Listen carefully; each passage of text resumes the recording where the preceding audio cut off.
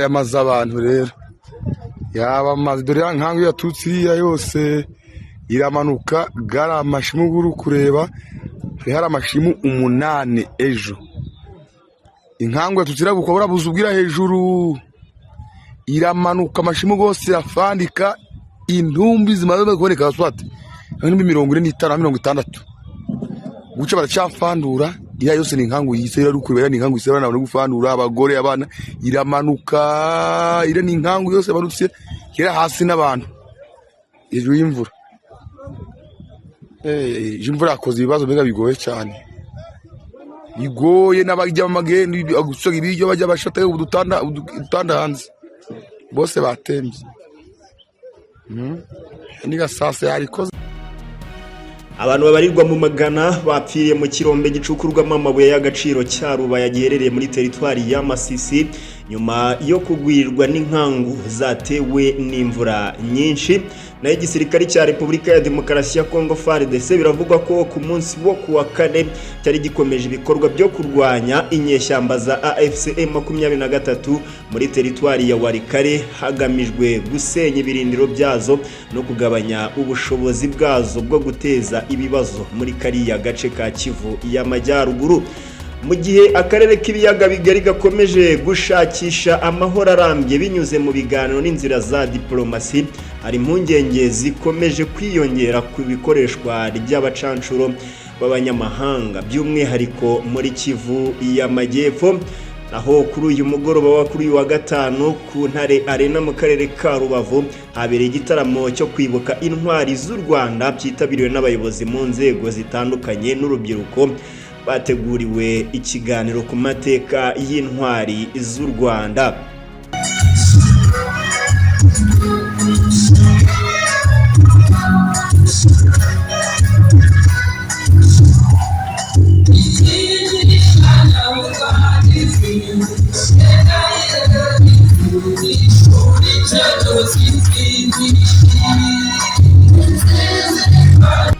Ndagusuje kandi nguhaye ikaze kuri The USA New Times. Uyu ni umwanya w'amakuru agezweho muri aka kanya.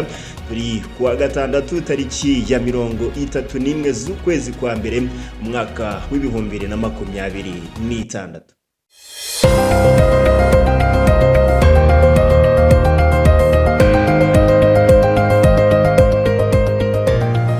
Ikaze nanone muri aya makuru yacu ku buryo burambuye.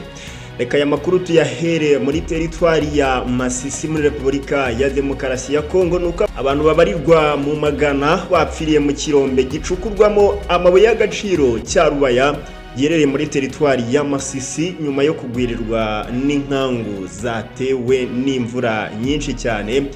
Umwe mu bacukuzi witwa Frank Bolingo yabwiye Africa News ko imvura yaraye iguye ikurikirwa n'inkangu hanyuma zigwira abantu hariya muri kariya gace. Bamwe rero zabatabye kabisa, abandi bapfira mu bidendezi, abenshi baracyari no mu butaka. Nkuko mugenda mubona ku mashusho urabona ko inkangu byari bikomeye cyane. Umuvugizi wa guverineri wa Kivu y'Amajyaruguru ku ruhande rwa AFC M23 igenzera kariya gace, Lumumba Kambele Muyisa, yavuze ko abapfuye barimo abacukuzi, abana n'abagore bacuruzaga mu isoko. Amakuru yibanza avuga ko abishwe na kiriya kirombe babarirwa muri 200 gusa, andi makuru avuga ko abapfuye babagera muri 500. Muyisa yavuze ko hari abantu babarirwa muri 20 bakomeretse ubwo kiriya kiza cyabaga ku munsi w'ejo kwa gatanu. Kuri ubu rero bari kuvurirwa mu mavuriro yo muri kariya gace, mu gihe abandi bagomba koherezwa i Goma. Kuri ubu rero mu gihe ibikorwa byo gushaka abagwire n'umusozi bigikomeje, abayobozi bavuga ko biteze ko umubare wabo bimaze kumenyekana ko bapfuye ushobora kuza kwiyongera. Nyuma rero y'iriya manuka, Guverineri Bahati Musanga yahise ahagarika ibikorwa by'ubucukuzi bwa gakondo byakorerwaga muri kiriya kirombe. Ikirombe rero cya Rubaya iriya manuka yabereyemo gisanzwe gicukurwamo 15% by'amabuye y'agaciro yo mu bwoko bwa koruta aboneka ku isi yose.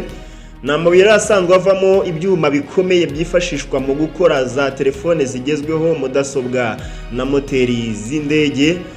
Mu mwaka wa 2024 nibwo AFC M23 yigaruriye kariya gace nyuma yo kukirukanamo ihuriro ry'ingabo za leta ya Repubulika ya Demokarasi ya Kongo. Reka natwe tubonereho kwihanganisha imiryango yaburiye ababo muri iriya mpanuka, kuko ni impanuka ikomeye cyane yateje igikuba hariya mu burasirazuba bwa Repubulika ya Demokarasi ya Kongo, hariya muri Kivu y'Amajyaruguru. Munyemerere aya makuru tuyakomereze n'ubundi kuri iyi nkuru y'uko igisirikare cya Repubulika ya Demokarasi ya Kongo FARDC biravugwa ko ku munsi wo kuwa kane cyari gikomeje ibikorwa byo kurwanya inyeshyamba za AFC M23 muri teritwari ya Walikale, hagamijwe gusenya ibirindiro byazo no kugabanya ubushobozi bwazo bwo guteza ibibazo muri kariya gace ka Kivu y'Amajyaruguru. Inkuru rero yashyizwe ahagaragara n'ikinyamakuru Actualite.cd gikorera ku butaka bwa Repubulika ya Demokarasi ya Kongo, ivuga ko nyuma yo gusubiza inyuma igitero cy'inyeshyamba icanjikiro, igisirikare cya Kongo binyuze mu ngabo zirwanira mu kirere cyagabye ibitero by'indege ku munsi wo kuwa kane bwo hari tariki ya 29 Mutarama mu mwaka wa 2026 ku birindiro bya AFC M23 iminjenje hafi ya Mpeti muri grupoma ya Kisimba. Amakuru aturuka mu nzego z'ibanze avuga ko ibisasu byahaturukiye butangiye kugoroba mu masaa 10 ku isaha ya hariya n'ubundi muri Repubulika ya Demokarasi ya Kongo, nyuma gato y'imirwano yabereye icanjikiro. Biravugwa ko indege itagira abapilote y'ingabo za Repubulika ya Demokarasi ya Kongo FARDC yakoreshejwe muri kiriya gikorwa cyo gusenya ibirindiro. Bavuga ko byarimo ububiko bw'ibikoresho by'inyeshyamba ziri mu gace gakikije Pinga.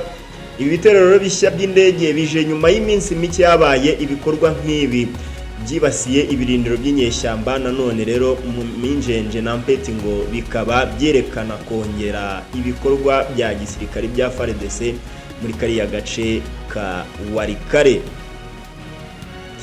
Mu yandi makuru nuko mu gihe akarere k'ibiyaga bigari gakomeje gushakisha amahoro arambye binyuze mu biganiro n'inzira za diplomasi, hari impungenge zikomeje kwiyongera ku ikoreshwa ry'abacancuro b'abanyamahanga by'umwihariko muri Kivu y'Amajyepfo. Amakuru agaragaza ko Perezida wa Repubulika ya Demokarasi ya Kongo Felix Tshisekedi yahisemo inzira y'intambara aho guha amahirwe inzira z'amahoro zashyizweho n'akarere n'umuryango mpuzamahanga.